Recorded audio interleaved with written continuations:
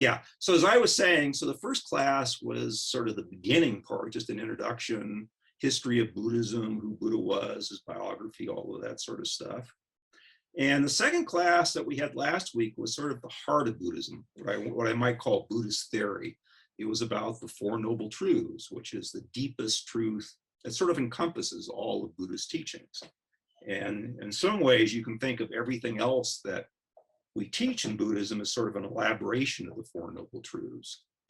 But this week, it's where the rubber meets the road, so to speak. So we're going to go into practice. So this week and next week, we're going to go through a complete path to enlightenment from the very beginning all the way to a fully enlightened being. And for me, it's really fascinating that you actually even have this, because, to think about it, because when I first heard of Buddhism, I thought, well, they talk about all this enlightenment and stuff, but it seems so impossible and difficult. And the fact that they actually lay out in great detail all of the spiritual realizations that you have to achieve from the very beginning in a very detailed way to the very end. And that's very characteristic of Buddhism. Buddhism is always great detail. They never tell you, be happy or control your anger without giving you 12 different ways to do that. So in Buddhism, it's always very focused on, very specifics. So, and that's another thing I love about Buddhism is I find it's very helpful. They just don't drop you in the middle of nowhere and without giving you help. So there's lots of help. So in this class, we're going to follow this path. And so to follow this path in this course, we use a text that was written by the founder of our particular Tibetan lineage, which is the Gelugpa tradition. And the founder was someone named Lama Tsongkhapa, and he lived around 1400 AD, give or take 50 years or so, some roughly around that's close enough. So it's so that's the other thing I find remarkable is we're always studying, 600-year-old texts, but they're just as fresh today as they were when they were written, and really not that much has changed. So the nice thing about this text is it has a very small number of verses, maybe 15 or 20 verses, but each verse keys you on each all the way through. And it's called the Foundation of All Good Qualities. And there is a materials section to this course. There's a link you can click on, and you can download this text as well as some meditations and other things if you look at the Buddhism in a Nutshell page. So at any rate, this is the text we're gonna follow, and it follows something which in the Tibetan lineage is called Lam Rim, which are Tibetan words, which means stages of the path. And so what that means is that these are the stages of the path. And this tradition actually goes several hundred years earlier to an earlier Buddhist, one of the earliest Buddhists who came to Tibet named Atisha. And he started a small text in this tradition, and then Tsongkhapa expanded it. And Tsongkhapa not only expanded it, but he wrote 3 different versions because he thought it was so important. He wrote a short version. This is the very shortest one. He wrote a middle-length version because he thought that people needed more explanation. And then he wrote a really huge version called the Great Lam Rim, which has extraordinary detail. And there are even commentaries on that. So his Great Lam Rim, the Lam Rim Chenmo, actually takes, in English translation, takes 3 volumes. So as I said, great detail. And there's a wonderful commentary written by Geshe Sopa, which I think takes 5 volumes, which expands it even more. So there's a huge amount of this, but all of these, the wonderful thing about Lam Rim is that it's very, very practical. It's focused on exactly what you need to do to practice. And so that's what we're going to go through. So when he's talking about that, what he starts off talking about is what he calls the 3 principal aspects of the path. So in this text, he sort of boils it down to 3 topics. And I think these three topics are very helpful. You know, in Buddhism, they often cut Buddhism different ways, so to speak. You know, they give you different ways of breaking it apart. And each different way of breaking it apart is helpful. And this is one way. Later on, we're going to come to some other ways of breaking it apart. But this way of breaking it apart says basically there's three major spiritual realizations that you need to accomplish.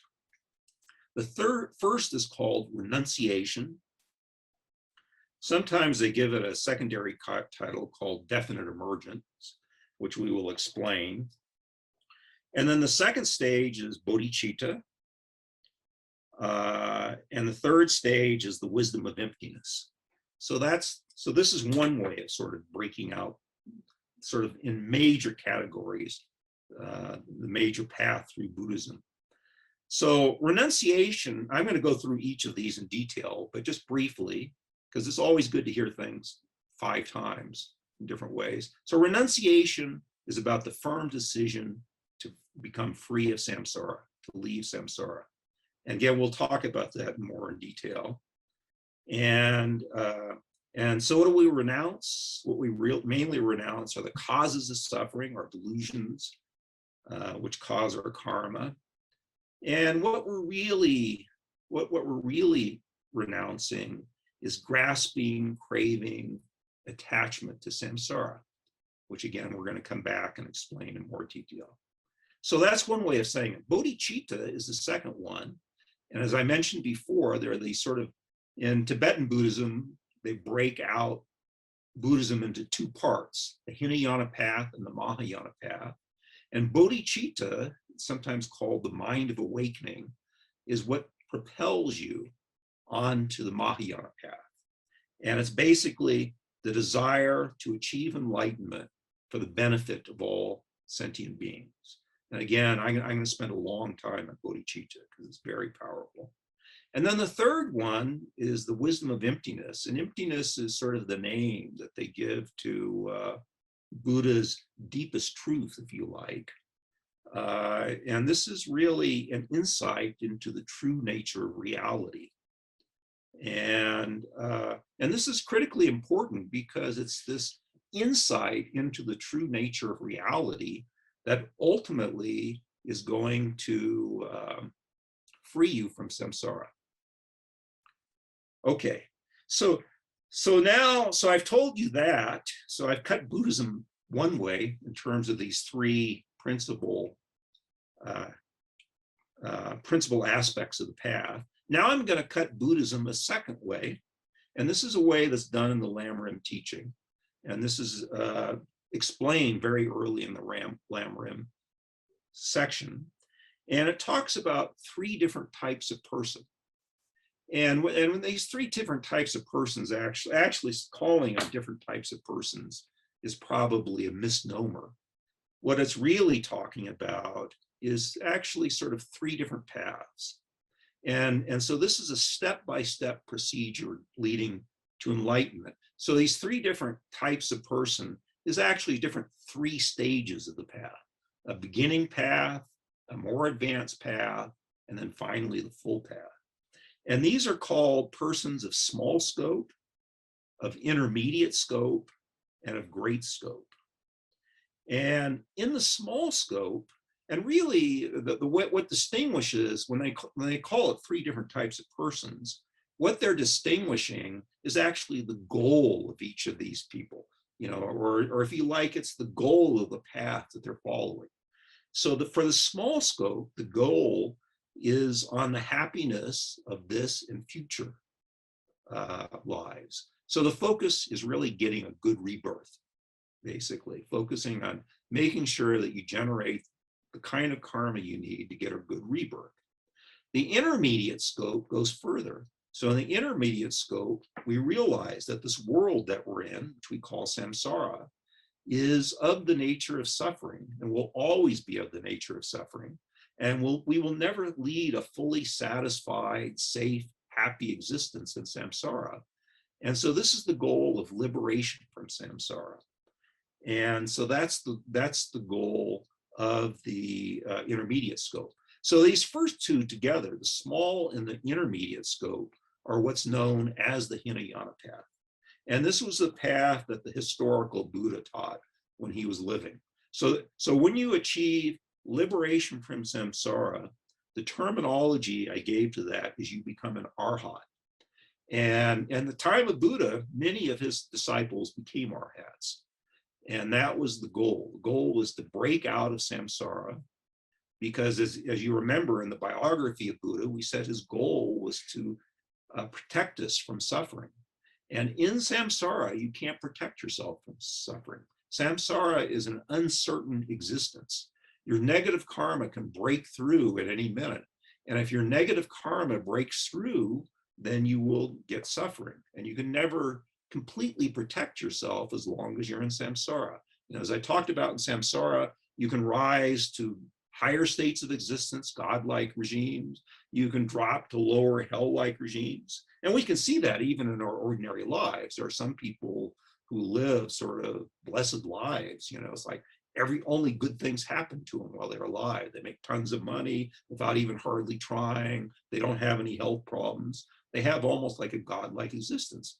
And we see other people, especially in impoverished worlds, who have a hellish existence where they have great suffering. People are doing terrible things to them, and they're starving, they have disease, all sorts of things. So even within the human realm, which Buddha expanded to these other realms, even there we see that in samsara, you know, and we know that in our own life. We know, I mean, in our own life, there's no guarantee that something can't happen at any moment. At any moment, you can get cancer or COVID or something else can happen to you. We had a neighbor who used to live next door to us, whose daughter got killed in an auto wreck one year. So, you know, it's like your life could be sailing along wonderfully and bad things can happen to you. And that's the nature of samsara. So the goal, as I said, is to escape from samsara, and that's called nirvana. But then last week, I also explained that there's a higher goal, which is called full enlightenment, which is higher than liberation from samsara. And this was noticed even at the time of Buddha, because the arhats, the people who became arhats when Buddha was alive, were not at the same level of Buddha. Buddha was at some kind of higher level. And in the Mahayana path, it said that all of us can achieve this higher level. And so that's the goal of the great scope. So the goal of the great scope is you focus on bodhichitta, and through using this pathway of bodhichitta, your goal is complete enlightenment. So that's the highest goal. So all of these goals actually work together. So even when you're on the great scope and your goal is full enlightenment, you still have to practice all the lower stages, because they support, all of these different aspects support each other. And so all of the things you learn on the small and intermediate scope are completely necessary for achieving the goal of full enlightenment. So in Buddhism, you never get snobbish and say, oh, you know, I know bodhicitta, I'm at this higher level, and I'm above all these lower teachings. It's never like that. In Buddhism, all of these different stages or qualities have to be practiced, and they all support each other. Okay, so so it's this third path, the great scope, which is when you switch from the Hinayana to the Mahayana. And like I say, people have recognized that calling things a Hinayana, lesser scope, a lesser vehicle, and Mahayana, greater vehicle, is sort of snobbish. And so today they tend not to use the word Hinayana. They tend to use fundamental vehicle, for example, is what the Dalai Lama tends to use, because it is the fundamental vehicle. It is the foundation for all of these higher level achievements. So that's a different way of breaking up the path.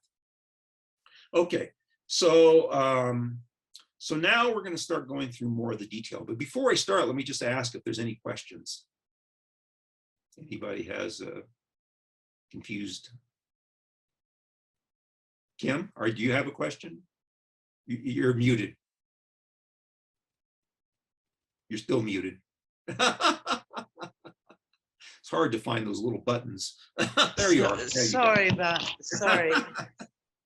This is a very rudimentary question that goes back, I think, to the first class. Okay. And correct me if I'm wrong, but you were talking about who is a Buddhist. Yes. And did I understand you correctly that you said it's not necessary to believe in reincarnation to be a Buddhist?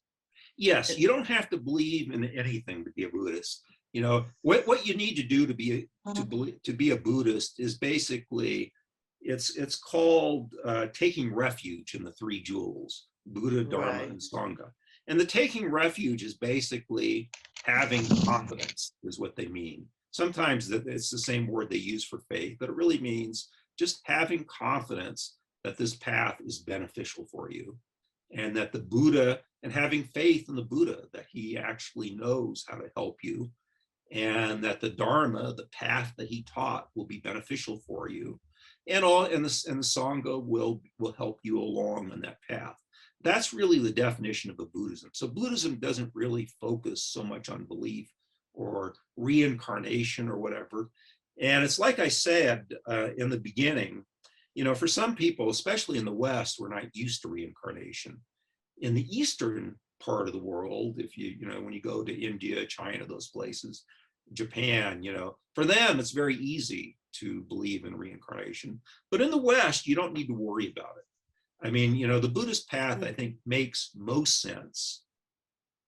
In fact, I think it really ultimately only makes sense if you believe in rebirth. But at the same time, you know, I would say, you know, you should always stay where you are. And if it doesn't make sense to you or seems crazy, just put it to one side and just focus on the rest of the teachings and see if any of the other teachings can help you. Because for me, actually, you know, we talk about rebirth, we talk about these grand goals of liberation from samsara, full enlightenment. But to me, that's not really the most important part of practicing Buddhism. For me, the most important part of practicing Buddhism is it makes my life sane. It makes it happy. It makes me feel better about day by day. It makes me feel better. And that's what I think is actually the most important thing to focus on. And so even though all of these things are geared toward these great goals, liberation, samsara, nirvana, all of these things that we practice, you know, all of these three stages, renunciation, bodhichitta, and emptiness, actually are ways of helping you to make your everyday life better, in my mind. At least that's what I find for me. I mean, it's just, I feel like, for me, it's just a beautiful way of living my life. And so, as I say, you don't have to believe in rebirth, you don't have to believe in enlightenment or whatever, but you can actually just view it in a very practical way as just helpful tools, helpful ways of thinking about life that can help you navigate life, that can help protect you from difficulties in life, in the sense that, you know, not that it can stop difficulties, external difficulties, but it's a way that you can sort of fortify your mind so that whenever you do meet specific difficulties in your life, you can still be happy despite that. Because as I talked about in the earlier classes, happiness really has most to do with your mind. So yes, I mean, there is real physical pain, and that real physical pain can be disturbing. But if you do feel physical pain, it can drive you out of your mind if you're not prepared for it, or you can just accept it and be okay with it. And if you know how to think about it with your mind, it can be okay. And you'll see that as we go through this path, how it's possible to do that. And I have used that for myself in difficult times, you know, and I will mention how there were various times when this path, especially I think when we get to Tonglen or taking and giving, those things I've used in very difficult times in my life. And so you can practice Buddhism at different ways. And like I say, what I would say is just be relaxed about it. You don't need, Buddhism is different. Eastern religions are different than Western religions. The Western religions, what we believe, whether God is one or there's many gods, or, belief is a really big thing. But I would say in Buddhism, the most important thing is practice. So anyway, that's right. Does that help? Thank very, very much, Bob. Thank you. I appreciate you. Okay. So now we're going to start on this first stage. So in this first stage, I'm actually going to read the verse that Tsongkhapa wrote, just because it's useful. So his first verse was, and we're going to go through a sequence of different teachings. So renunciation is the bigger group. But we're going to do some subsidiary things along the way.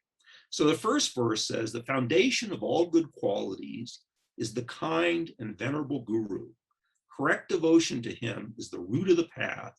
By clearly seeing this and applying great effort, please bless me to rely upon him with great respect. So this is something that's really, especially in Tibetan Buddhism, is extremely important, this notion of guru. So your guru is your spiritual teacher. So guru is the Sanskrit term for teacher, and lama is the Tibetan term for teacher, actually. And in the Tibetan path, they emphasize very strongly how having a real person as your teacher can really be so helpful for you on your path.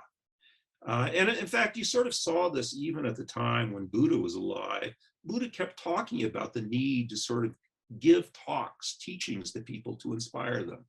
Because I think for all of us, it's so easy to get sort of worn down with life. And sometimes we feel that the spiritual life is difficult, and it can be difficult.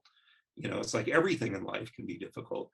But so sometimes you just need a real live person to sort of perk you up and stimulate you and get you excited about the path again.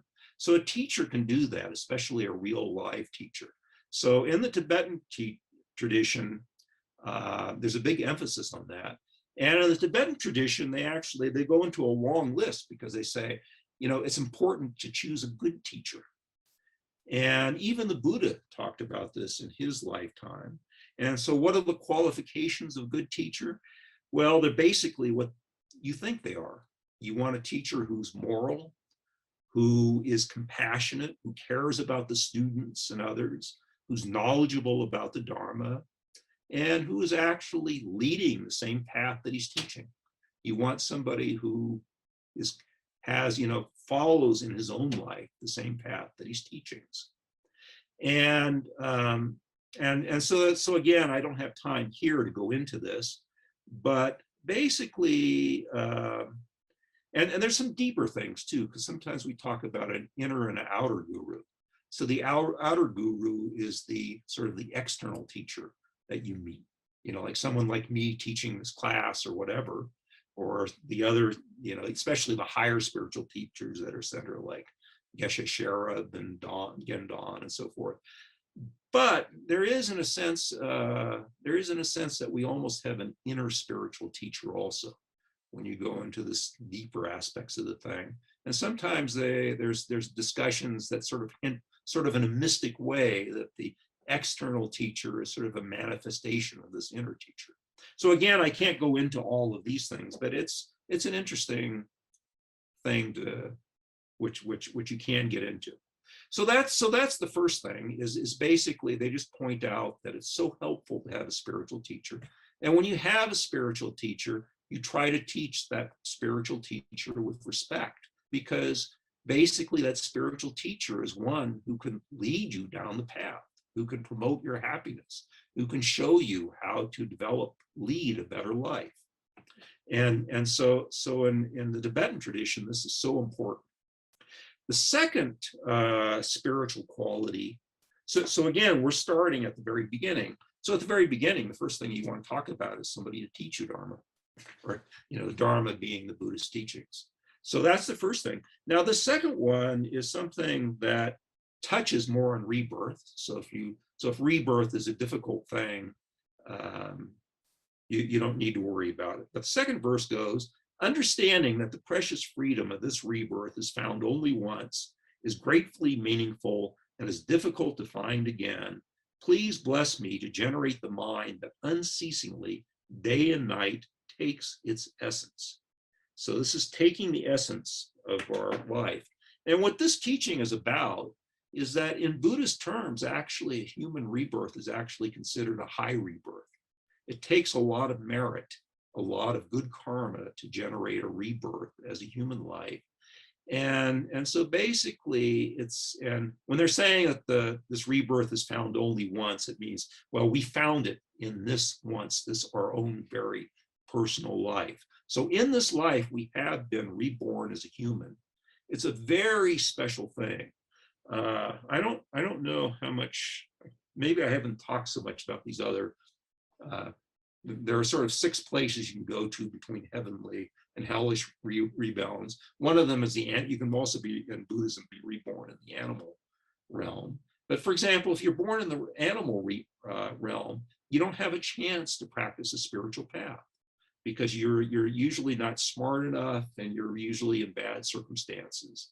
And in the worst realms, the more hellish realms, it's very difficult to practice because you have so much pain and suffering. And then conversely, the highest realm, the godlike realms, also aren't so good for spiritual practice because you're enjoying so much pleasure, you don't feel like practicing. Which is sort of a funny thing, but you think about it. Imagine that you're just enjoying bliss, 24 hours a day. Are you going to feel like spiritual practice? No, you're going to probably just want to hang out and enjoy all the wonderful things. But the only problem with that is eventually you'll burn up all that positive karma that projected you there, and then you'll fall back down into realms of suffering again. So, as I say, all of these 6 different realms are impermanent. And in samsara, we just cycle between these 6 different realms. So in the Buddhist way of looking at things, actually the human realm is just about perfect. We're intelligence. We have the intelligence to follow a spiritual path. And at the same time, we have enough pain and suffering to motivate us to follow a spiritual path. But at the same time, we're not overwhelmed by suffering. And at the same time, we're not living, we have enough suffering as a motivation, but we're not just blissing out. So it actually is sort of the perfect case, the perfect place to follow a spiritual path. And it's the best realm to be in if you want to achieve full enlightenment.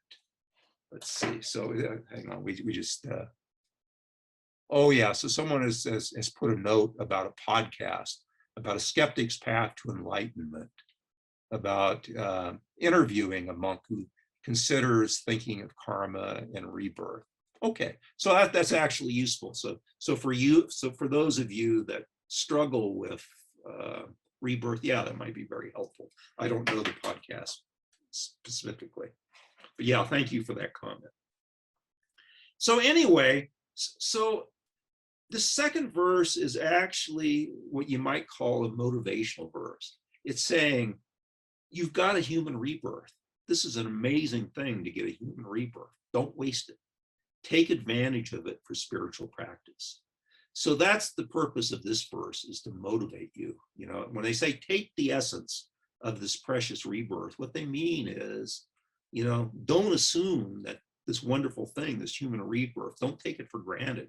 Use it, because it's not always guaranteed that you can have it. If for those of you who believe in rebirth, you can cycle through all of these different things. You don't know where you're going to be reborn. So really use this precious human rebirth. Okay, so now we come to 3 other helpful spiritual realizations. And these are the spiritual realizations of death and impermanence. Okay. So, and this again has a lot to do with karma.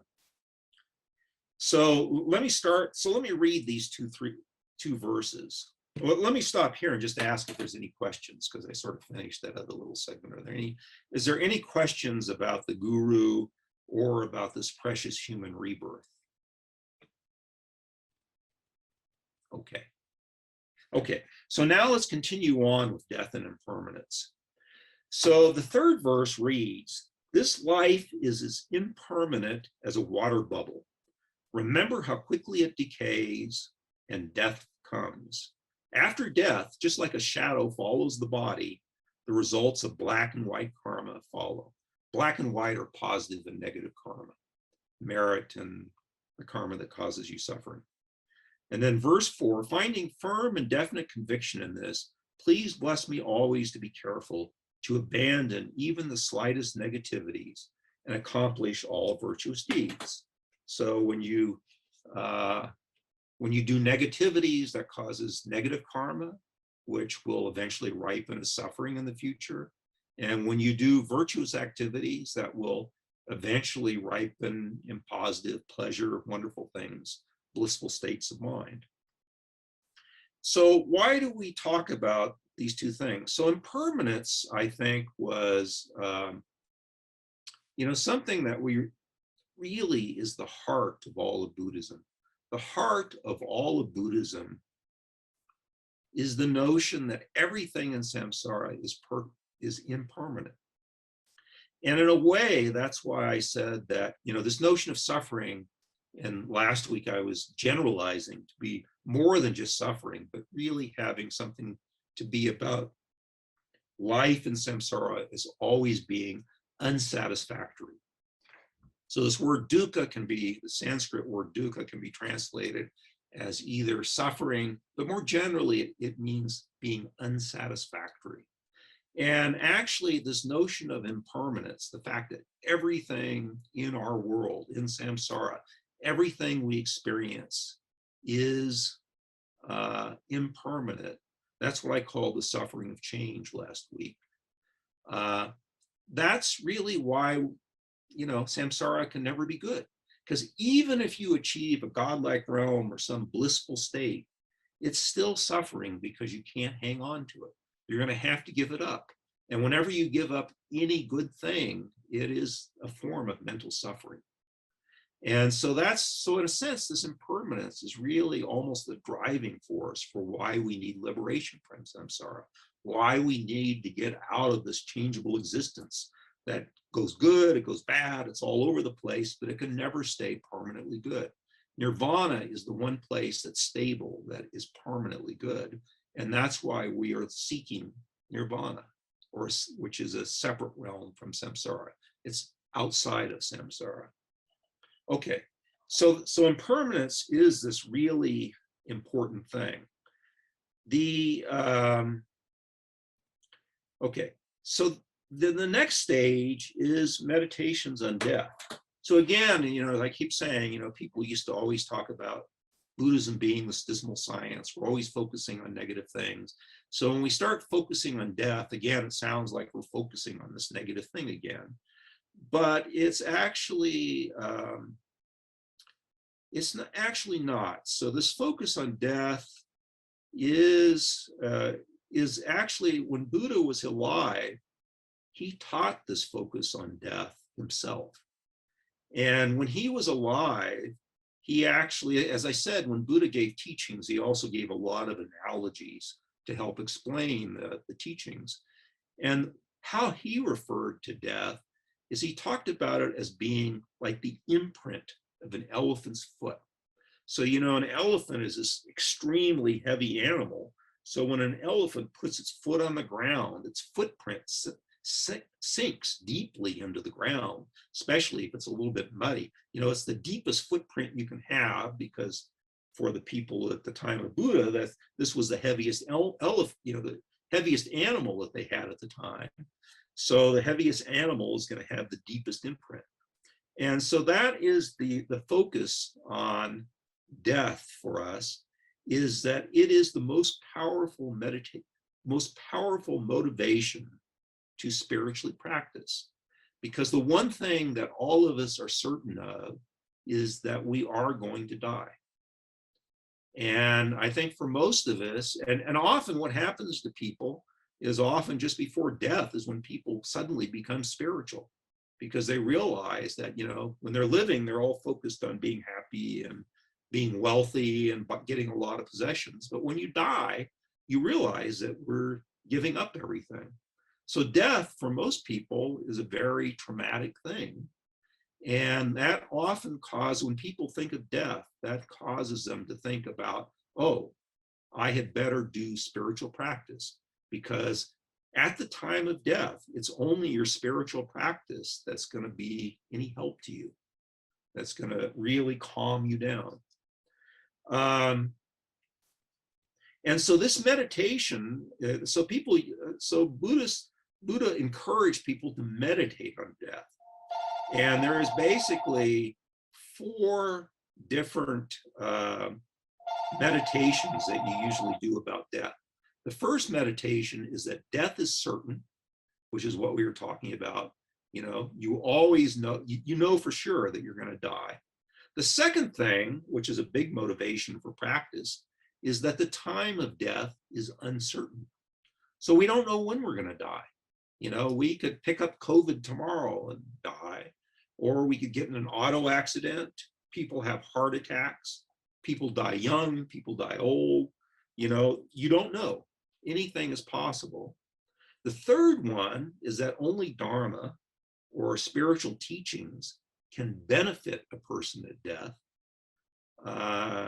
So this is meditation that we all die alone. So even if we have family, friends around supporting us, ultimately, at the time of death, we absorb into our own mind and we're completely alone. And so the one support you have is your spiritual teachings. And then based on all of that, it leads you to the conviction that it's important to do your spiritual practice now while you have time. You don't want to wait until the day before you're going to die and then start following the spiritual path. You want to follow the spiritual path now.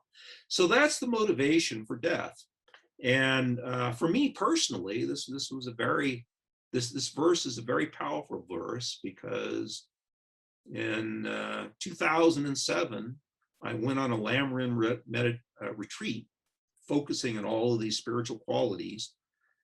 And at the last session of the first day, just before leaving to go home to bed, I actually did this meditation on death. And the way it was phrased then is, you may die today, is the way they sort of tried to sort of drive this into you, is the way they phrased it.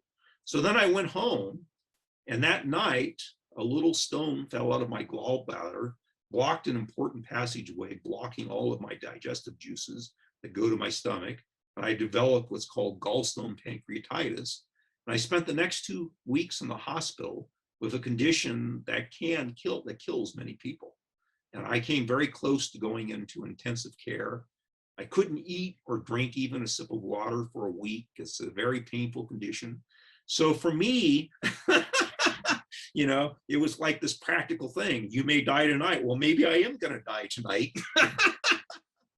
So for me, I can never forget that experience. Of course, I obviously recovered and so forth, but it was actually a very interesting, of course, being in the midst of a spiritual retreat. I was in a very spiritual mood, and actually that colored my whole experience. And for me, this whole 2-week experience was spiritual practice, basically. And I was just right in the right mood for it. And I had the support of this Buddhist center while I was in the hospital. But anyway, it was extraordinary. So anyway, so for me, this verse is actually quite personal. Okay, so now, let me stop and again ask if there's any questions, because we'll move on to the next spiritual point. So anyway, this death meditation, so it's very useful to think, because normally we're so focused on our immediate life, we don't think about the broader outlines of our full life. And I think at times it is helpful to think about our whole life and what are we doing with this whole life. And this death meditation can actually give a very strong sort of almost emotional punctuation to this. Okay, so now So again, so now we finally hit the renunciation verse. So all of these earlier practices are specific practices to help us on the spiritual path. You know, and you can see a bunch of them are motivations, because we need motivation. We need help on the spiritual path. We need to sort of get pumped up by these things a little bit, because, you know, like everything in life, we get used to everything. And so we need to periodically think about this bigger picture. And I think this is true not only for the Buddhist path, it's for any spiritual path. All of these various points, to some extent, can be utilized.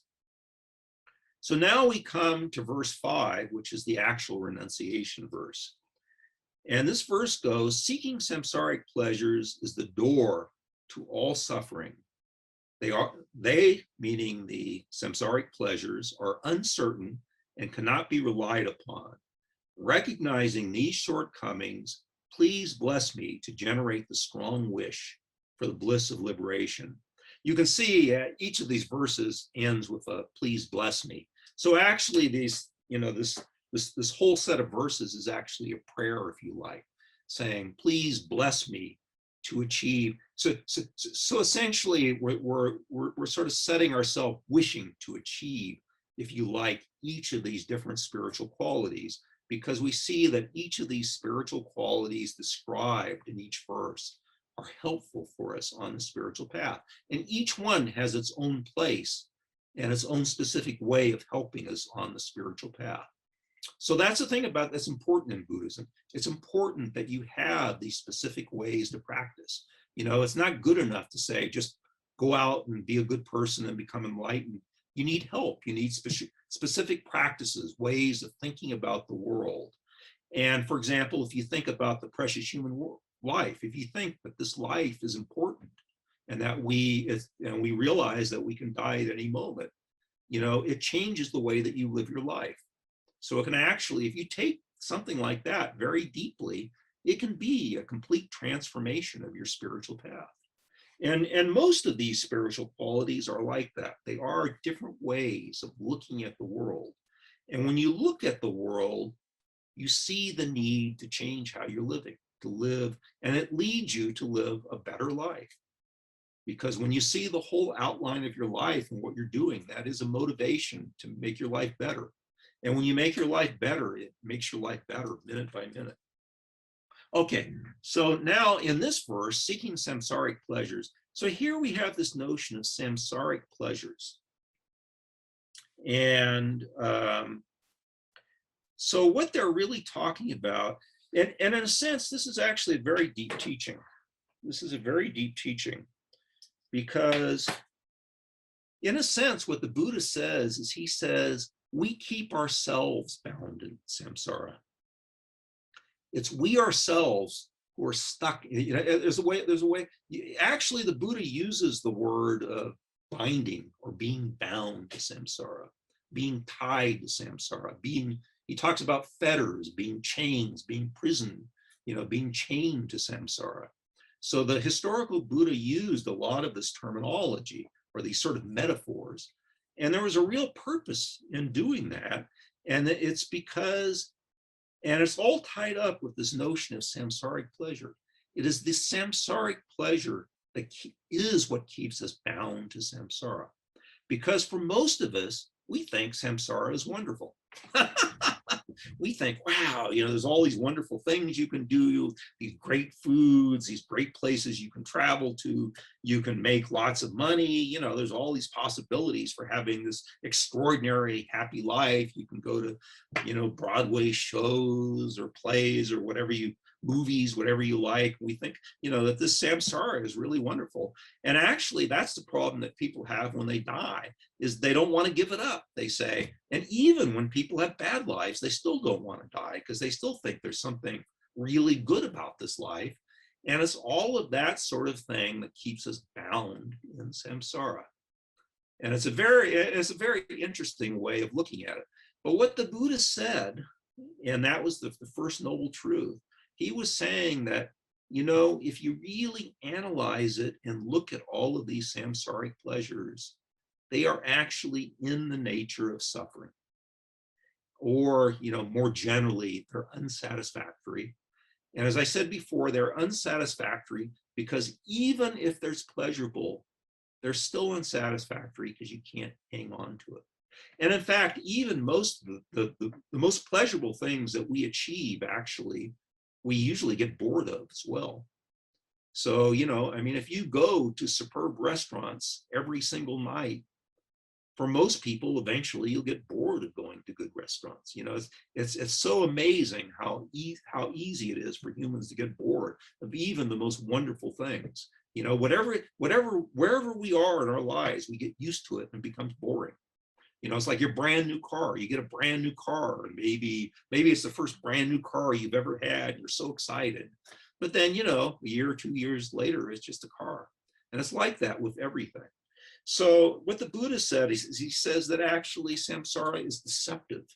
It looks like all of these things are wonderful, but first of all, they actually aren't as wonderful. We exaggerate how wonderful they are.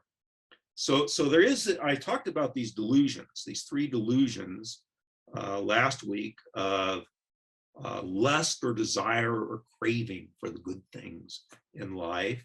And there's also the opposite of that, of hating bad things, trying to push them away. They're just 2 flip sides of the coin.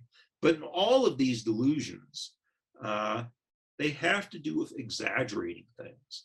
So usually when we are really enjoying something, we exaggerate how wonderful it is. If you really look at it very clearly and very objectively, almost always, when we're so excited about a wonderful thing, it's like a kid getting a new toy for Christmas, expecting this wonderful toy that he's been looking forward to. That kid is exaggerating how wonderful this toy is going to be. And usually after the kid gets the toy, 5 minutes later, he gets bored with it and tosses it aside. And it's like that for all of us. Almost all of us, most of the thing we think of as pleasure is really the expectation of pleasure, the feeling about, the sort of exaggerating feeling of how great we expect it to be. And it never is that great. And even if it is great, then we can only hang on to it for a nanosecond and it's gone, it's over. So anyway, so that's one aspect of samsaric pleasure. The other aspect that the Buddha emphasized is he actually talked about that there's actually, besides that aspect, there's actually a danger in samsaric pleasure. And what the danger is that it can lead you into negative behavior. So it's the sort of thing, in our mind, we think about all the wonderful things we could do if we had tons of money. Well, maybe that leads some people to become bank robbers or to do things like that, or to steal it from their coworkers at work or whatever. It's like, or, lust and all of these desires, even in the common world, we can see leads people to do all sorts of terrible things. And the flip side of it, trying to push things away, hating things, similarly leads to all sorts of negative behavior. And that creates negative karma. And eventually that causes, when that ripens, that causes us pain and suffering. And the metaphor, Buddha had this amazing metaphor for this, which I've always, one of my favorite metaphors in all of Buddhism. He talked about spreading honey on the extremely sharp edge. Think about the sharpest knife you can think of. Spread honey along the edge of that thing, and then try to lick off the honey without cutting yourself. So he said that's what samsaric pleasure is like. If you can lick off the honey without cutting yourself, that's great. That's wonderful. But what are the chances of that? How easy is it just to let your tongue just stray a little bit and come into contact with that sharp edge? And that is another problem with samsaric pleasure, is it has this sort of, if you like, literally a cutting edge. It can lead you into, it can so easily lead you into negative behavior without even think about it. You can just so easily slip into negative behavior, which will then cause you pain and suffering in the future. So anyway, and then the bottom line is, of course, that anywhere in samsara, we're never safe.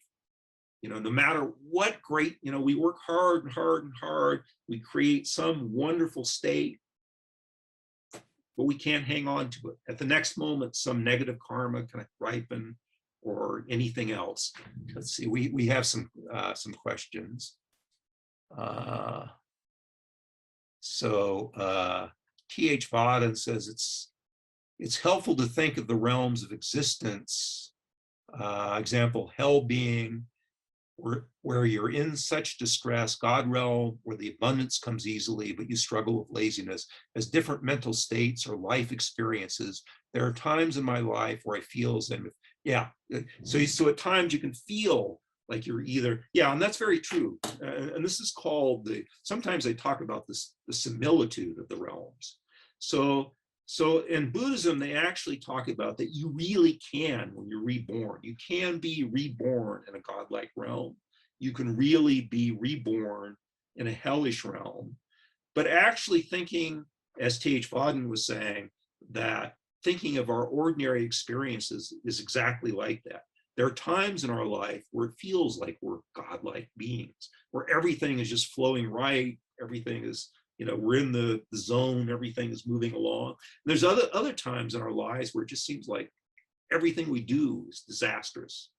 And, just all sorts of bad things happen. And so that is actually a helpful way of thinking about these other realms of existence. And actually in Buddhism, sometimes they use that as a way of helping you think about rebirth in other realms, because you can see, and it's not only our own personal life, but as I was saying, it also occurs because we see people's whole lives. We see people, it's like, it seems like they can't do anything wrong. They just make money without even trying. They never have any health problems. And other people are reborn in slums or terrible parts of the world. And then she also says, in a second text, all what Bob is saying about samsaric pleasures reminds me of Homer Simpson's quote, beer, the cause of and solution to all of life's problems. There is, and then there's, and there, some of the comics, there's that little one with the little pig and the rat and so forth, and the pig always wants to spend all his day in bed. But the real problem with samsara is that we're just never safe. And so that's why there is this goal of liberation from samsara. But we did talk about these three types of being on the path. And so some people focus on just leading a good moral life so that they are reborn they have a higher rebirth again and again. And you can try that, but the problem with that is, again, it's, you can just never trust where you are. There's no safe place in samsara where you can guarantee that it can't go wrong at the next moment. And so that's the really sort of the real goal for trying to escape from samsara. Okay, and now this next verse is going to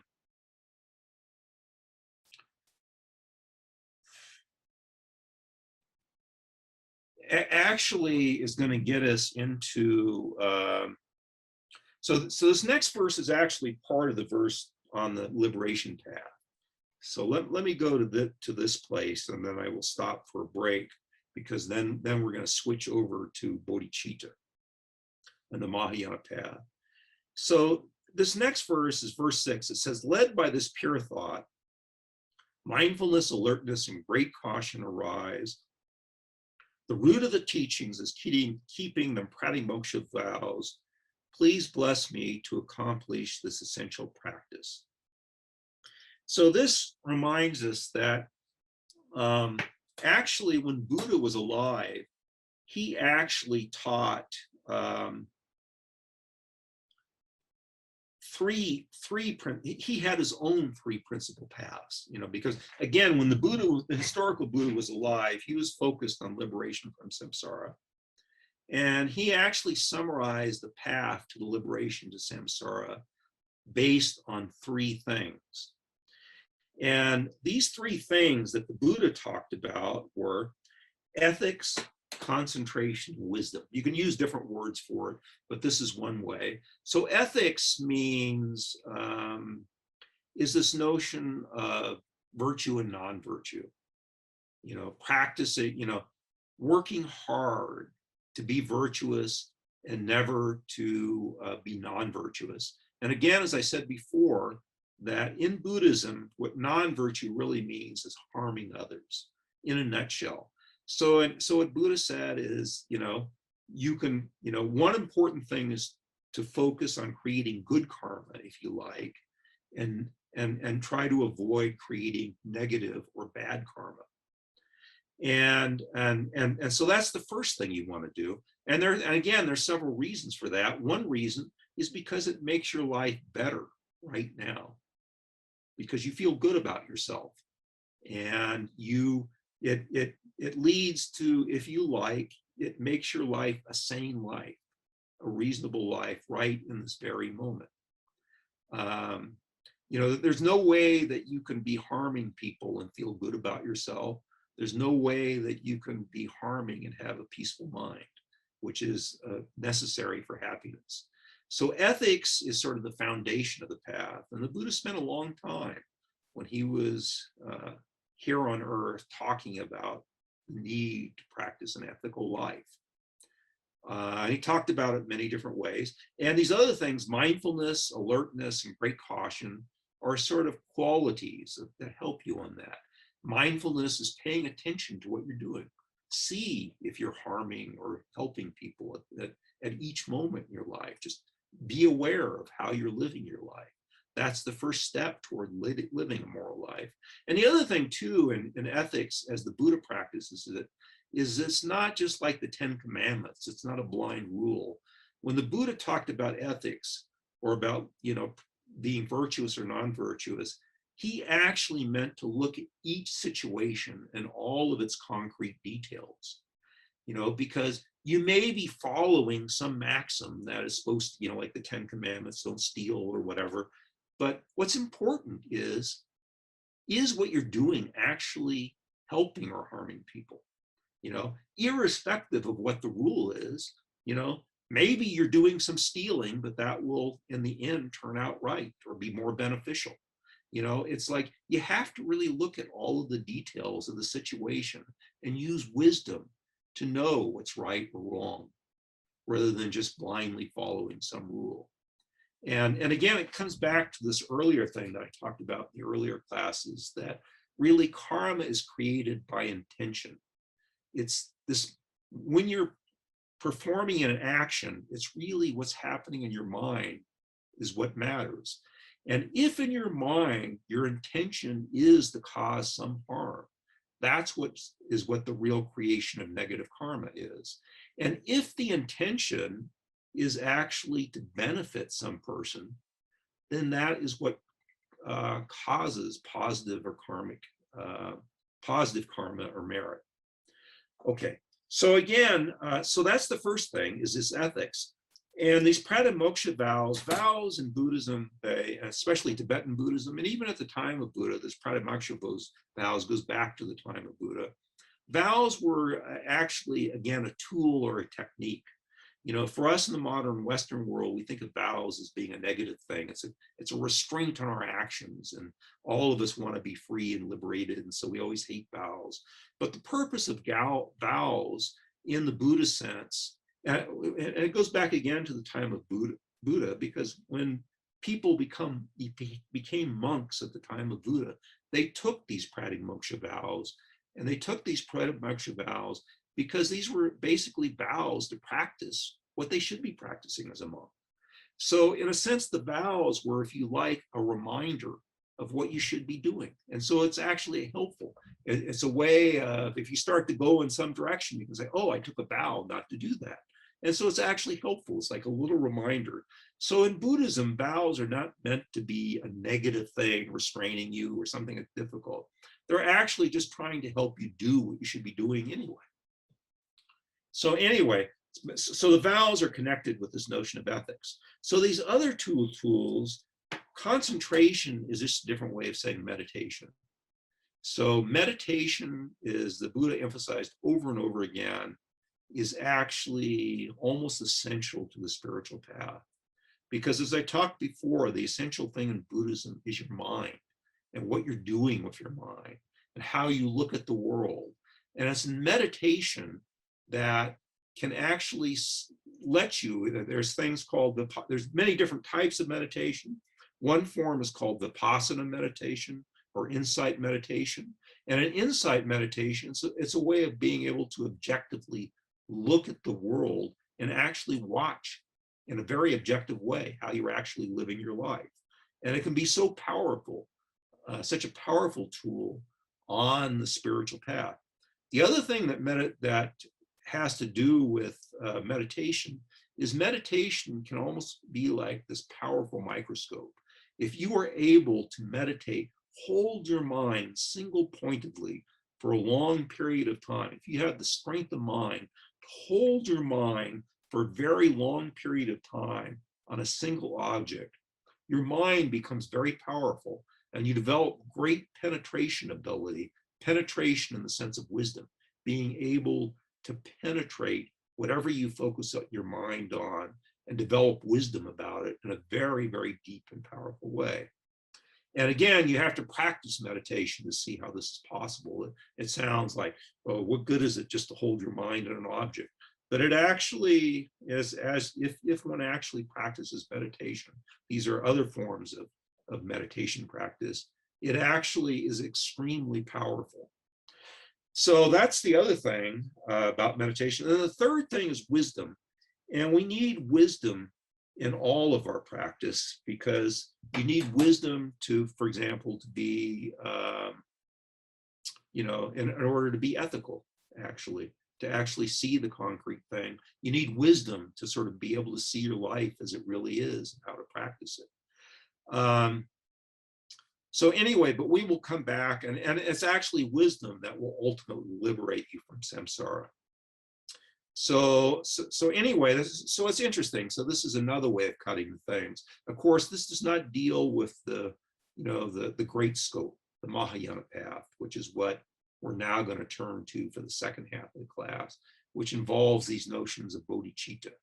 And in some ways, bodhichitta, even though it's called the Mahayana path, in many ways, in my mind, is sort of a perfection of actually the fundamental, the Hinayana path. It's not really, it's really taking strands that are in the fundamental path and sort of enhancing them, if you like. And it actually has a great power to actually make your spiritual life more powerful and can actually do amazing things. But we'll talk about that. So let me stop at this point and ask if there's any questions. Okay. So anyway, I've thrown a lot at you. I've thrown the whole Hinayana path at you so far in 1 hour. But again, a lot of this, I'm planting seeds in you because having heard this once, if you ever come back to future teachings, all of those future teachings will then become easier. Every time you hear these various ideas, it becomes easier and easier to understand and to actually move forward.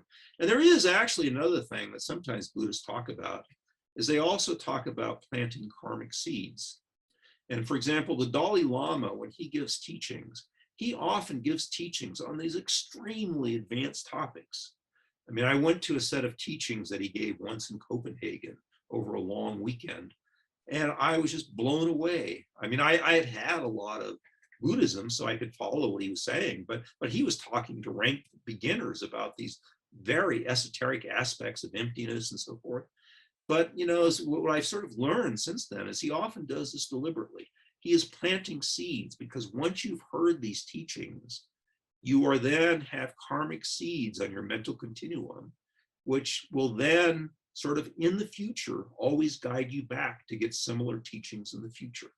So when the Dalai Lama is sometimes giving these teachings, he doesn't expect the rank beginners to actually understand these things, but he thinks it's more important to plant these powerful seeds on their mental continuum because it will create a tendency for them to come back. And in the same way, by listening to these teachings, you are planting karmic seeds, certain tendencies in your mind to always be able to receive Buddhist teachings in the future, in future lives, and whatever. So anyway, there is this underlying aspect, whether I mean, again, this is getting, not everyone, I don't expect all of you to necessarily believe this, or you don't have to, or whatever. But anyway, it's just a very interesting idea, this notion of planting karmic seeds.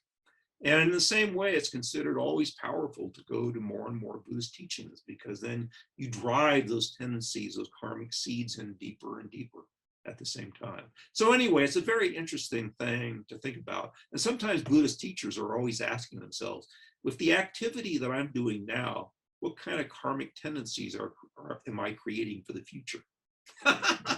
So you can sort of generalize this. So anyway, these things are just interesting things to think about and fool around with. So at this point, I think we should take a break. And at this time, I think 5 minutes to me felt a little bit too short. It felt like people were sort of struggling to get back. So maybe I'll make a 10-minute break tonight. So what I will do is I will set my timer for 10 minutes, and then I will call you all back. Are there any questions first before we all disperse? No? Okay, so let's go ahead and take a break then. And I'll call you back in 10 minutes. Okay, so we're back now. We've finished our 10 minutes. It always goes so quickly. Seems like we've just begun. So in this stage, the second half of this thing, we're going to talk about bodhicitta and the Mahayana path. And this is actually, as I said before, in the beginning parts of Buddhism, as I talked about how Buddhism spread around the world, it's really this Mahayana path, which is probably, 90% of all Buddhists practice this Mahayana path. So this is the path which is the predominant path of Buddhism today, I would say. And well, let me just launch into it. So I don't know if I'll be able to finish bodhicitta tonight, or whether I will extend into next weekend. But the goal is to do bodhicitta, and then we'll be turning next week into emptiness. And then we'll also talk a little bit about Tantra and Vajrayana Buddhism, because that in a sense is also an extension of the, as we will explain, of the Mahayana path. But anyway, let's launch into this. So this is a big topic, and this is actually very, it's just so extraordinarily powerful. So again, we can follow the verses that we've been doing. So verse 7 says, "Just as I have fallen into the sea of samsara, so have all mother migratory beings. Please bless me to see this, train in supreme bodhicitta, and bear the responsibility of freeing migratory beings." So there's several powerful things, this notion, this image of the sea of samsara. Again, mother, this notion of mother will come in, and we talk about migratory beings. Migratory beings are us, people that are going from one life in samsara to the next. Now we're humans, now we're animals, we're godlikes, whatever. At each rebirth, we're migrating from one life to the other. So we're migratory beings. And also this notion, bearing the responsibility of freeing migratory beings. So this notion of feeling responsibility is part of bodhicitta also, as we will explain. So bodhicitta has all these different aspects. So first of all, let's talk about what is the definition of bodhicitta. What does bodhicitta mean? So the notion of bodhicitta in itself is really quite simple. Well, it's simple, but it has two parts to it. So it's not as simple as it could be, because it has two parts. But anyway, the first part of bodhicitta is the wish to attain full enlightenment, not just liberation from samsara, but this more extensive, the same enlightenment that Buddha Shakyamuni had, full enlightenment. So that's this intense desire and goal of achieving full enlightenment. So that's the first stage. But the second stage, which is just as important as his first stage, is is the motivation for this. So in the Hinayana path, the motivation is to become liberated from samsara for yourself. The focus is on yourself, becoming liberated from samsara. Now, in this Mahayana path, the focus is on other people. So on the Mahayana path, the focus of the reason for wanting to become a Buddha is so that you can benefit all other sentient beings, so that you can help all other sentient beings to help. And what does it mean to help them?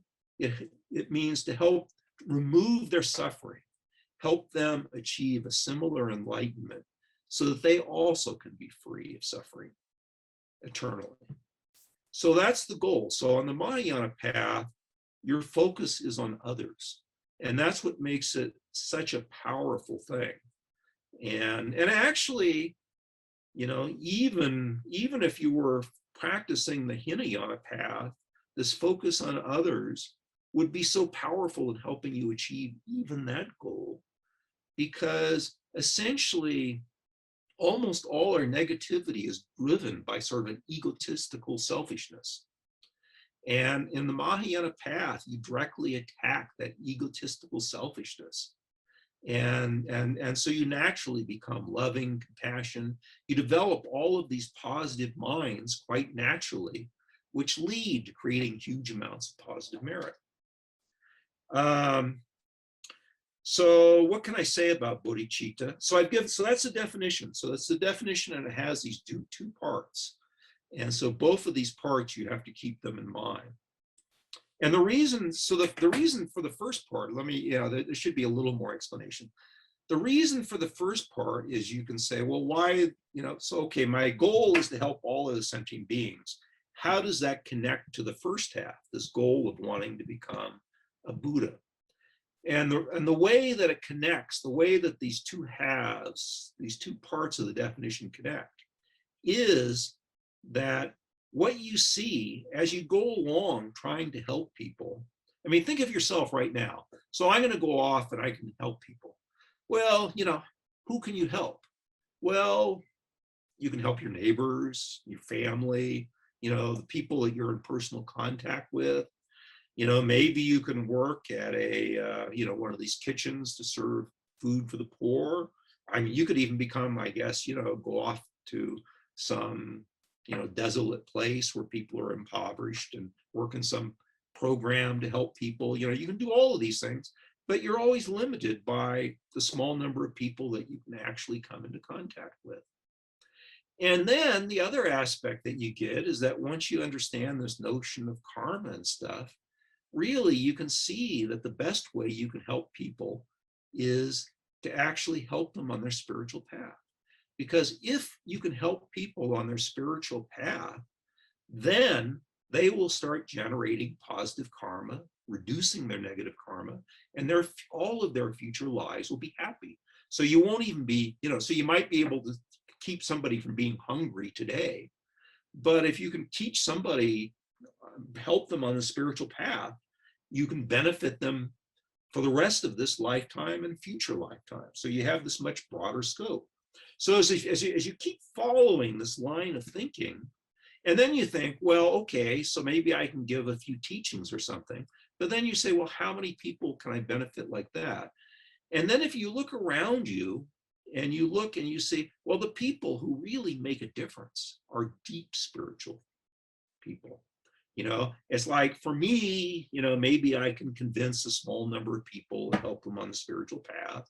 But, look at somebody like Geshe Sarab at our center, who is this amazingly deep spiritual monk. The impact he has is thousands, millions times of any impact I can have. And then you go beyond that. You look at somebody like the Dalai Lama, and you look at the impact that a deep spiritual person like the Dalai Lama can have. And you see, well, so then you start developing this notion that actually, the more deeply spiritual I am, the more I can touch people deeper and a greater number of people. And then you ask yourself, well, if I sort of follow this line of reasoning all the way to the end, what is the most powerful spiritual being there is? And the most powerful spiritual being there is a Buddha. And so once you start off and start following, once you get this notion, really want to help as many people as possible, it inevitably leads you to the notion that each of us needs to become a Buddha. Because as a Buddha, a Buddha is this infinite being of pure, infinite spiritual good. And in the Mahayana, Tibetan tradition, and all the other Mahayana traditions, the Buddha, when Buddha passed away, he still continues to work in the world. And all of the people who become enlightened continue to work in this world. Even though they're outside of samsara, they can still continue to influence through the vows, blessings they made when they were alive. They still have this ability to connect to this world and benefit people. And so in the Mahayana, so that's how you get driven to this notion of the first half. So the first half is really is motivated by the second half.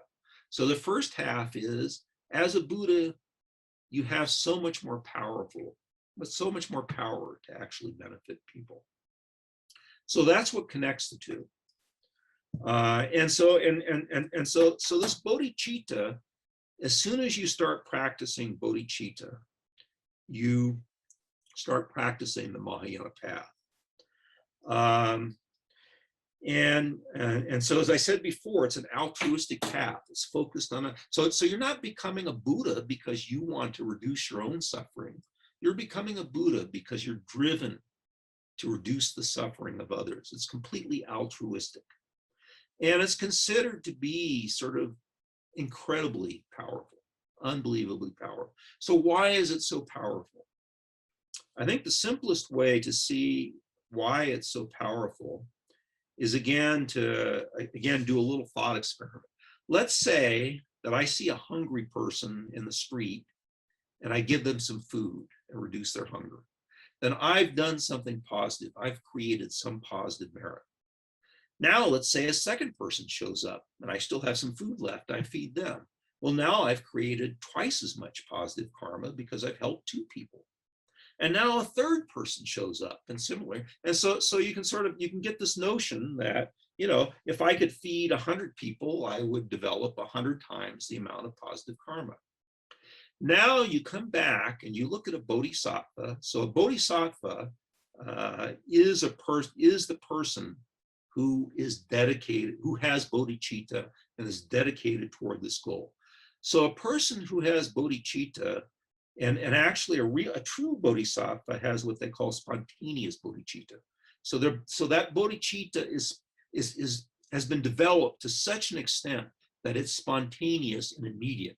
Every moment, day and night, that motivation is there for a true bodhisattva, for someone who's really made that complete and full spiritual realization.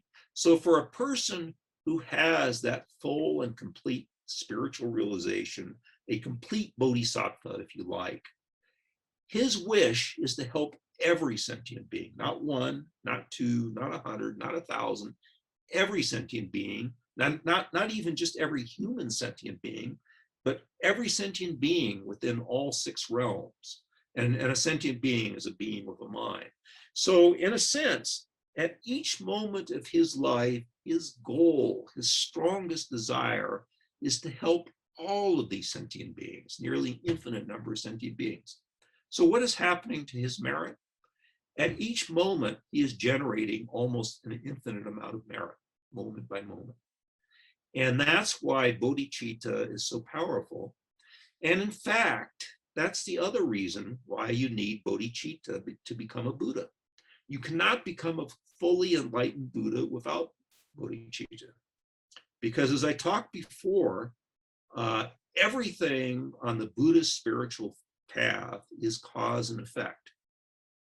So to become a Buddha, you have to create the causes to become a Buddha. And a Buddha is nearly an infinite being. So it takes nearly an infinite amount of merit to become such an infinite being. So how are you going to generate that infinite merit? The only way you can do it is through bodhicitta, because bodhicitta is the only tool powerful enough to generate such an immense amount of positive karma. So that's how all the whole thing sort of connects together.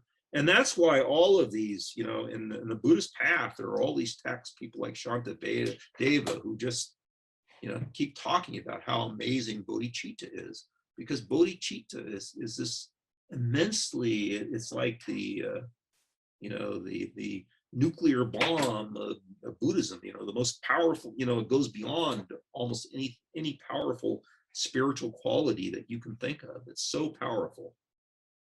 Okay, so then you can talk about what are the benefits of bodhicitta.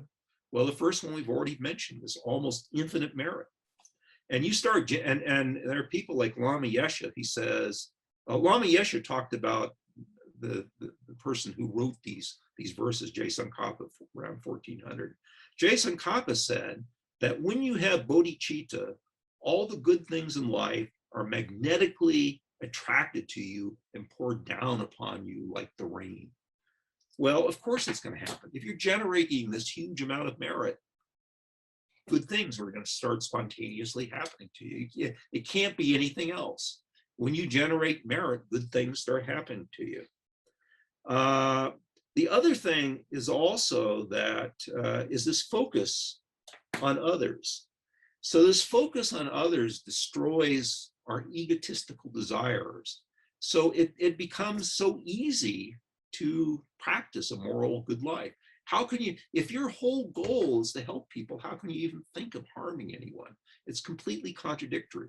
So as soon as you become a bodhicitta, your whole life spontaneously becomes moral, because all you can think about is benefiting others. And it's completely the opposite of selfishness, self-cherishing, attachment, all of these things. You know, you can't hate anybody because nobody can hurt you. All you care about, if somebody insults you, all you can do is feel sad about how much negative karma that they've created for themselves. And you have this wish to help them. You can't get mad at anybody.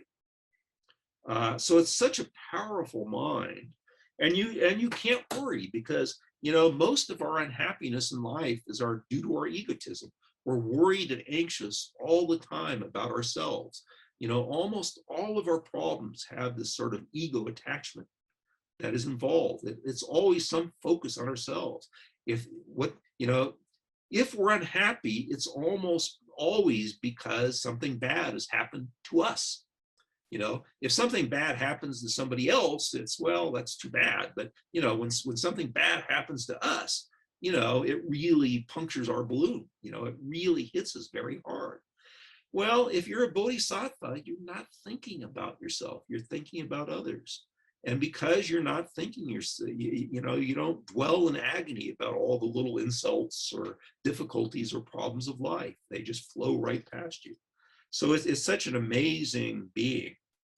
They often talk about that as soon as you develop the spontaneous bodhicitta, they say you become a precious being. It's like you've turned into gold. You're precious like gold.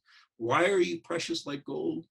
Because you have started yourself on the path to Buddhahood. And the path to Buddhahood, it will so powerfully help so many people that you're a precious being. You know, you're this amazing being because your whole goal in life is to help others. And so anybody that meets you will immediately notice. They'll pick up on, you know, you can tell when other people are focused on others.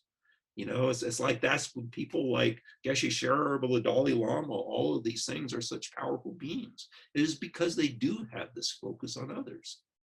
And so that's another benefit. And it leads you, it's a transformational thing. So when you develop this bodhicitta, it completely transforms your life, and your life becomes extremely blissful because you're generating these huge amounts of karma. So your life is never anxious, it's never unhappy, it's sort of continually blissful. So bodhicitta is extraordinarily powerful. There is different levels of bodhicitta. They have different names, like aspiring bodhicitta, the wish to attain bodhicitta. But in general, you can sort of split bodhicitta into two parts. What they call artificial bodhicitta, and what you, if you like, you can call real bodhicitta. The artificial bodhicitta is like us when we're working to develop this mind of bodhicitta. And again, bodhicitta doesn't happen spontaneously. It's a spiritual realization. You have to work to accomplish it. We're going to, in a few minutes, we'll turn to what you have to do, the way that you go about accomplishing bodhicitta. But anyway, it is a spiritual realization. And so for us, before we have spontaneous bodhicitta, while we're just trying to more and more deepen our mind and develop this quality of bodhicitta in us deeper and deeper, then we have what they call artificial bodhicitta.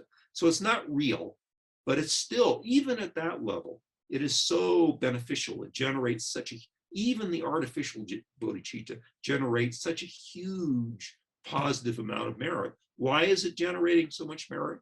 It's because we're trying to develop this mind of trying to benefit everyone. And again, it's everyone. So there's a difference between bodhicitta. So bodhicitta isn't the way we normally function. Normally, we love the people around us that are close to us, our immediate family, our good friends, people that we respect in the community or whatever. For most of us, we always have a focus of a small subset of people that we really love and feel close to.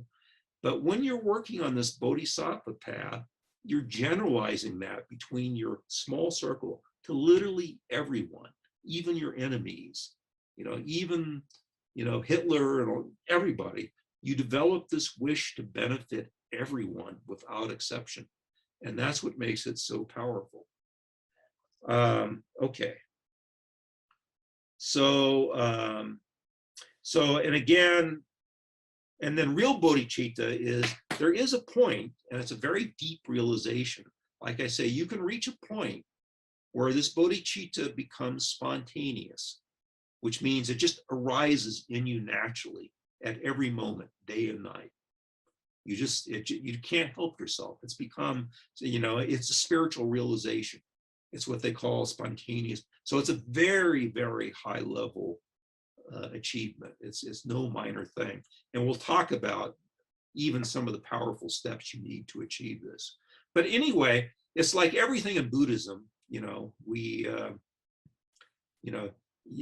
need to worry about achieving real bodhicitta. You focus on just developing your bodhicitta, and you just keep your mind focused on that. And if you keep your mind focused on developing bodhicitta, the real bodhicitta will happen at the right time. It will eventually happen. You just start creating the causes to generate these types of mind.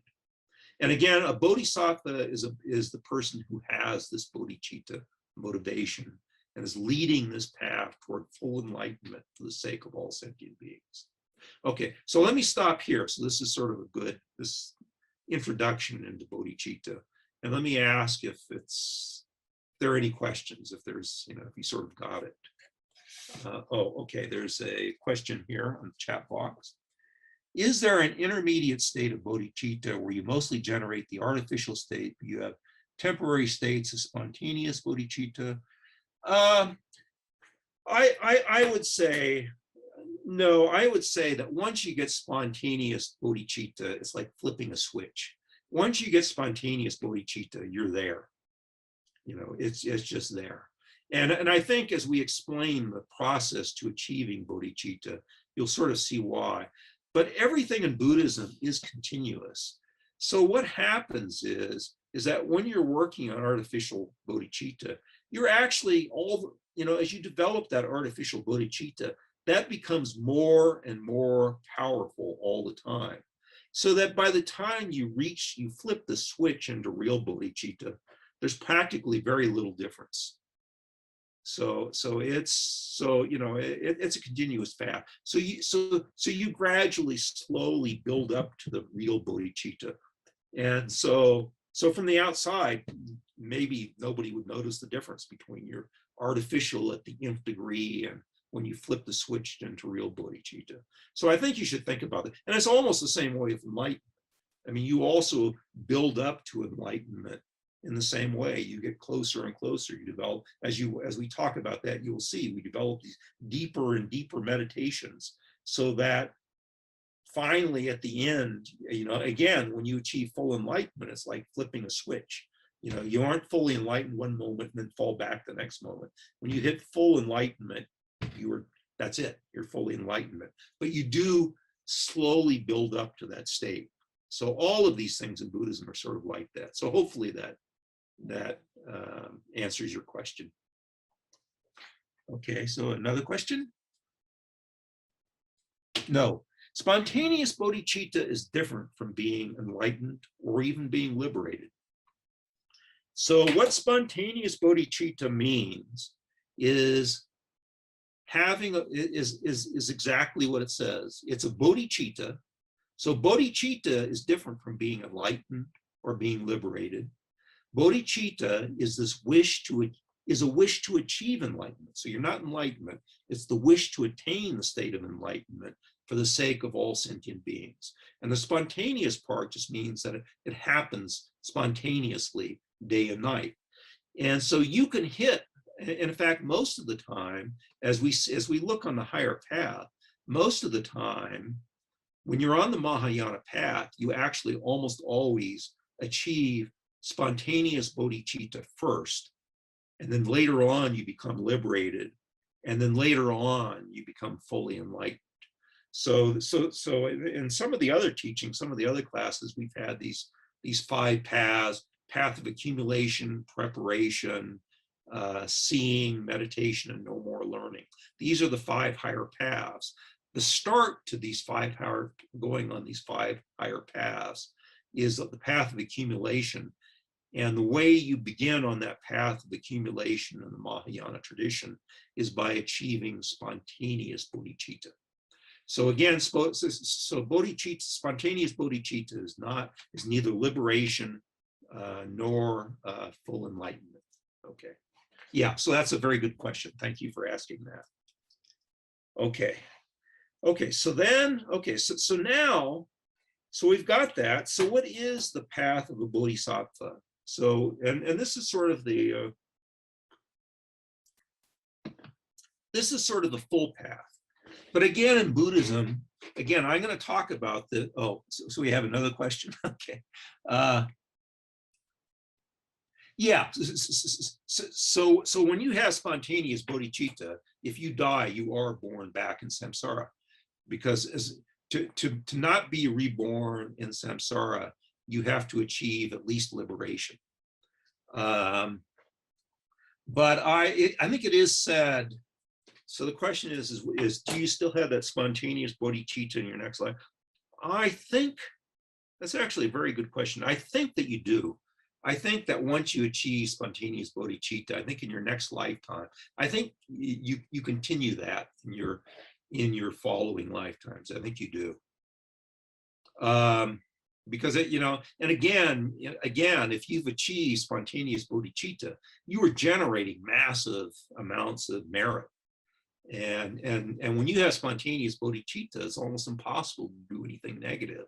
So you are certainly going to be reborn in future. If you have spontaneous bodhicitta, you are certainly going to be reborn in higher states of being and succeeding for life after life. And I think you will have spontaneous bodhicitta. I think it will continue. Okay, so what is the path? And again, as I said before, these various paths, I talk about them sequentially, but actually most of the time people are doing both of these things in parallel. They're doing them simultaneously. So they're often practicing both lower and higher states of practice simultaneously. And that's typical. So you shouldn't think, so I'm going to lay this out as a linear path. So the full path to enlightenment is, if you're according to the Mahayanas, is you begin practicing the Hinayana path, which you learn about karma, you start generating positive karma, merit, you reduce the amount of negative karma you create, and you advance to higher and higher states. And essentially what you're doing is you're overcoming these things that I talked about on the second thing, these afflictions or delusions, these things that cause you to generate negative karma. You're constantly trying to reduce them and overcome them. And eventually, at the higher states in the Hinayana path, you actually, once you achieve these abilities to have a direct realization of emptiness, you can actually start tearing out all of these negative tendencies at the root and eliminate them completely. And when you've finished eliminating the last afflictive obstruction, then you become liberated from samsara, and you become what I've called an arhat. So you're not fully enlightened. They call this like a small nirvana. But at that point, you are liberated from samsara. And if you're on the Hinayana path, at that point, you check out and you live in nirvana. Now, it's said on the Mahayana path that ultimately everybody who's become liberated from samsara will be visited by the Buddhas and will be helped to go the rest of the way to full Buddhahood. So what's said in our tradition, in the Tibetan tradition, is that ultimately everybody will become fully enlightened. But there is clearly this Hinayana path. So if you're on the Mahayana path, what happens is actually before you achieve full liberation, you actually develop bodhichitta, which sets you on the Mahayana path. And when you achieve bodhicitta, that accelerates this path toward liberation. That helps you achieve full liberation quite faster because you're generating enormous amounts of merit. So you're progressing even faster on this path. And at some point, you will generate enough merit to achieve liberation. And you do become liberated from samsara, but you don't check out of samsara. At that point, you realize that you still have farther to go. You haven't achieved your full goal of full Buddhahood, and you can't completely help people until you're a full Buddha. So at that point, you choose to remain in samsara and to continue to be reborn in samsara so that you can stay in samsara and keep generating all of the additional positive merit you need to achieve full Buddhahood. And so you continue on the path, and your main path on the main path of the bodhisattvas is practicing the 6 perfections, which we are going to come and talk about in a minute. And what you are doing after you achieve full liberation, as I said before, you've removed all of the full negativities in your mind, but there are just these sort of hints. Not real negativities, but they talk about just sort of hints or imprints that are still left, that are obstructing full omniscience, full Buddhahood. And these are called the obstructions to omniscience because a Buddha has full omniscience, whereas an arhat doesn't. And when you are staying in, after you achieve the state of liberation, but you've remained in samsara, and you keep purifying your mind more and more, you are purifying these obstructions to omniscience. And the way that the analogy that they talk about it is, again, as I mentioned last week, you think of a box, a closed box, you put garlic in it and you leave it for a long time. Then you open the box. Taking the garlic out is like removing the afflictive obstructions, the real negativities. But then there's still a faint smell of garlic in the box. And that's the analogy to these obstructions to omniscience. So what this really means, I think, is, at this level, it's way up there. It's well beyond anything that a human can think about. But anyway, it's said that once you finally purify the final obstruction to omniscience, then at that moment, you achieve full Buddhahood and you're a complete Buddha. And as in our tradition, you continue to work, even though you're at that point, when you die, or sometimes you achieve these full Buddhahood in some heavenly realms. But anyway, once you have left samsara, and then at that point you are in nirvana, but even though you are in nirvana as a full Buddha, you are still working day and night to help every sentient being in whatever way you can, all sentient beings in samsara. And in fact, it's said that all of us are actually receiving the blessings and help of all the Buddhas. So you're saying, well, if the Buddhas are sitting up there giving us all of these blessings and helps, how come we aren't all enlightened now? And the reason is because achieving enlightenment is working with your own mind, and only you can change your mind.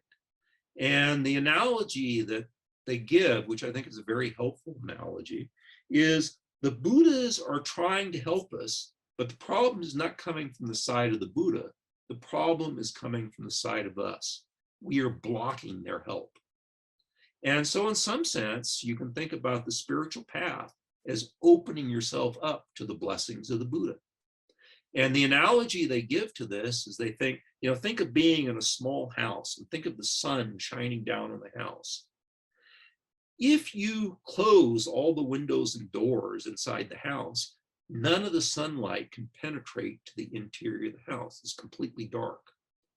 And if you want the sunlight to penetrate into the interior of the house, you have to throw open the shutters, throw open the doors, let the light in. And that's the example they give, that the rays of sun are said to be the blessings of the Buddha trying to help us. So and there's many Buddhists, many people have achieved enlightenment. So all of these blessings are pouring down on us, but what happens to us? We keep all our shutters and doors closed. All of these blessings bounce off of us. We don't take advantage of them.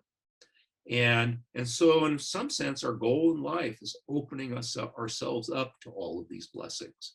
And in some sense, that's why it's said that if you follow the spiritual path, and the way you open yourself up to these blessings is you follow the spiritual path. You do your best. And as you do that, then you will receive the help you need. So anyway, that's the analogy that's given. Okay. So the next step is how to achieve bodhicitta. But let me just stop and ask if there's any questions. So I've only given you the sort of bare outline now, and as again, this problem I have, I don't have a lot of time, but I will keep trying to fill in the outline as I go along. But anyway, I think it's helpful to have these bigger outlines. So we do have a question from TH. Do the Buddhas take physical form to those who have opened? Okay, so that's an interesting question. Yeah, that's a very good question. That's very helpful. So the question is, do the Buddhas take physical form? Yes. So it is said that as a Buddha, you can manifest in physical form to help beings. So a Buddha, and in fact, a Buddha can manifest infinite numbers of times. So a Buddha can manifest as a real person, can appear to us to be a real person, but actually it's a Buddha manifesting. A Buddha can manifest as a rock, a ship. There was one teaching about a Buddha manifesting as an island to help somebody who was in danger of drowning. So they had an island to swim to save them.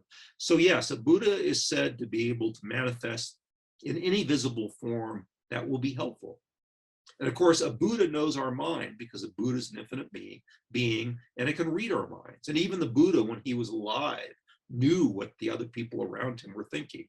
And he illustrated this in many examples and the stories about him. But yes, Buddha can manifest as a physical being.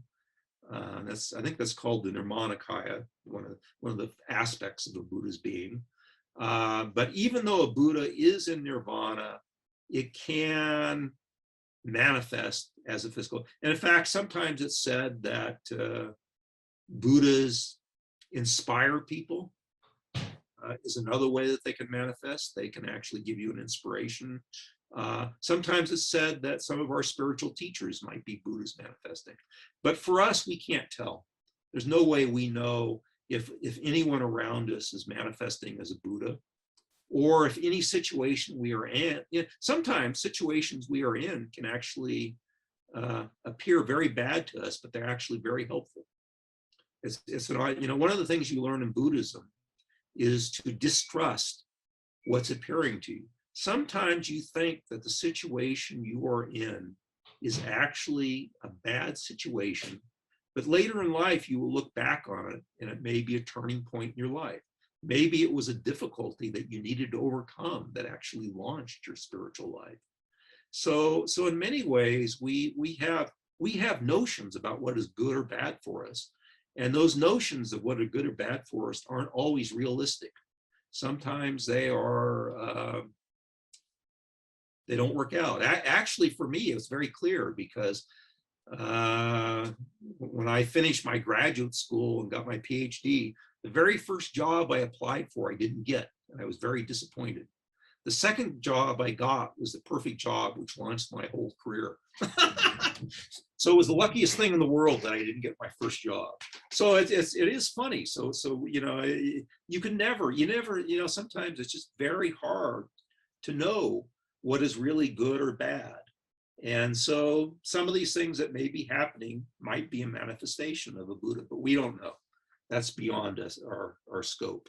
Let's see, we had another question. And then Pure Land practice, relate opening. So Pure Land practice is so there are these things that are called Pure Lands. So these Pure Lands are heavenly realms. And it's said that sometimes the Buddhas go to these Pure Lands and teach in these Pure Lands. And so at very high level stages, you can end your human life and be reborn in one of these heavenly realms. And in those heavenly realms, like Tushita, these have various, Sukhavati, these things have various names associated with them. In these heavenly realms, it can be a blissful thing because you can receive the final teachings that you need to achieve full Buddhahood. And if you do that, then you don't have to be reborn in samsara.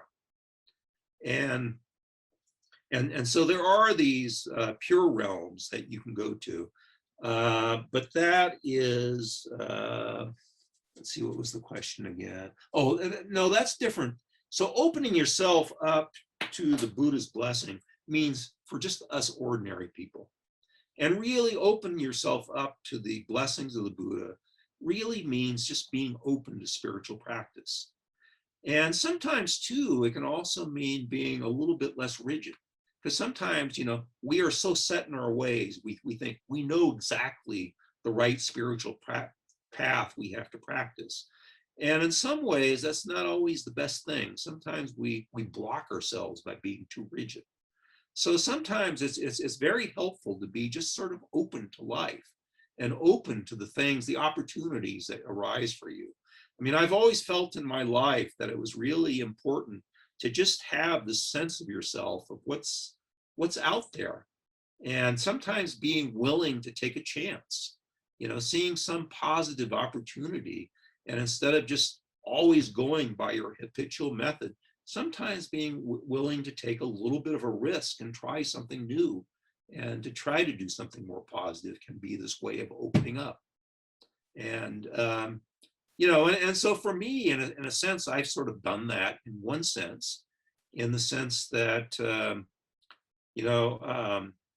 when I was brought up in a really strict Catholic family. My father had studied to be a priest in high school before dropping out and getting married. My older brother studied to be a Jesuit priest for a while, then he eventually dropped out and got married. So I was embedded in this really intense Catholicism. So when I got to college, I sort of realized I didn't believe anymore. So I sort of left Catholicism. And it's sort of those things, when you have this intense background as a child, you always sort of revolt against it. So one of my ways of revolting against it was not liking a lot of religious ceremony. So what happens, I go to Buddhism. There are wonderful forms of Buddhism that have absolutely no religious ceremony whatsoever, like Theravada, Zen doesn't have it. So where do I end up in? I end up in Tibetan Buddhism, which is the most intensely religious ceremonial thing you could imagine. But it's been wonderful for me. So in a sense, but I took that opportunity. I took that risk of becoming involved in something that wasn't my natural inclination. And it's been absolutely, amazingly wonderful for me.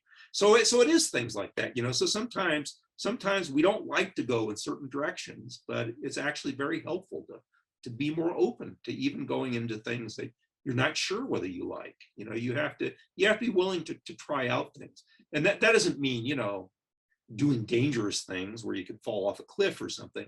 But I mean, just sort of being more open and just sort of being willing to take at least small risks to sort of stretch yourself, see if you can adapt to it and if it is actually helpful. So opening yourself to the blessings, I think, is sort of a twofold thing. One is sort of, trying to practice a spiritual life, but then even within that spiritual life, if you can, trying to be a little bit open to what's there. Because I think in all of our lives, we are receiving the blessings of the Buddhas. There are opportunities that open up for us all over the place. But most of the time, we're too afraid to try them out. And I think, having a little bit of courage, I think, is helpful. And being willing to just give it a try. Not that you have to, stick yourself in there forever, but at least maybe being able to give it a shot. Let's see, one more question. Oh, the shootings in Atlanta and how to view it from a Buddhist perspective. Well, okay. I don't think it's 9:05. I don't think I can get into that so much now.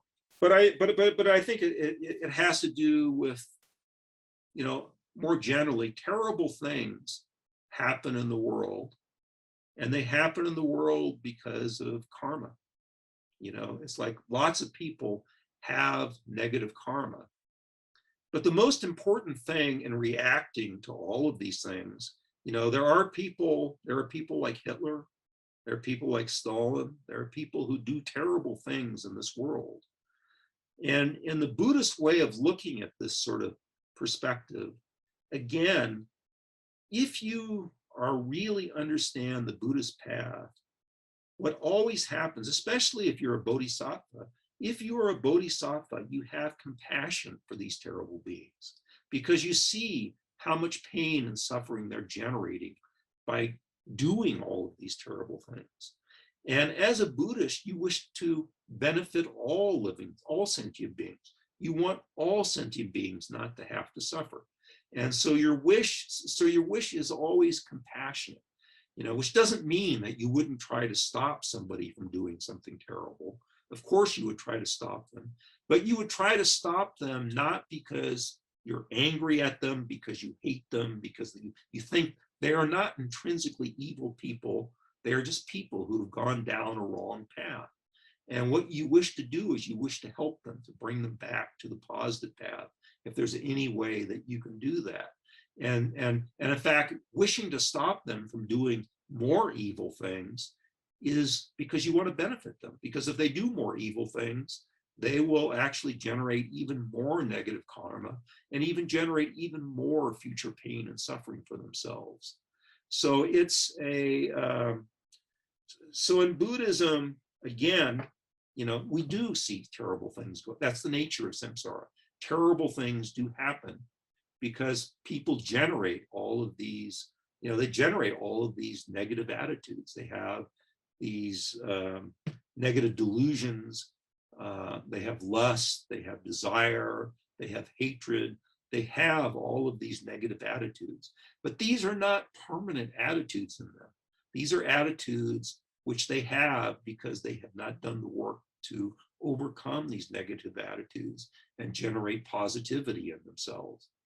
And so again, our goal is to first, again, we don't want anybody else to suffer because of them, but we also don't wish them evil or suffering, but we wish we could find a way to somehow help them. So Buddhism always comes from a compassionate heart. So I don't know if that's helpful or not. I don't know if I answered your question. I can't go too long because I'm running over. But if you want, we can talk about it more next week. You can ask the question again next week. So I don't know if that answered your question or not. Is there any other questions? So I'm not going to have a chance to get into the actual method to develop bodhicitta, the actual specific steps that you take to develop bodhicitta. But I will come back to that next week. And that's how I will begin with next week. And so next week, I will continue on with finishing bodhicitta. And then I will get into the deepest teachings of the Buddha, which are the emptiness, which is the way that you actually It's a deep way of seeing the world as it really is. And when you see the world as it really is, that's what really sort of purifies your mind and sort of eradicates all these negative tendencies that you have. And then I will also talk about the Vajrayana or Tantric path and why, how that works within Mahayana Buddhism. So are there any last questions? I'm sorry for running over a little bit, but I know some of you are coming from further away. I don't want to make you stay up too late. But any other questions or? Okay, so again, this is a whirlwind tour. I mean, we're doing all of Buddhism from beginning to end in just a small amount of time. So I'm trying to, as I say, give you as much detail as I can, but it's, we're looking at it from a pretty high level. But anyway, I hope that it's helpful. I hope it's clear and not too overwhelming. So thank you all. So if there's no more questions, I will see you next week.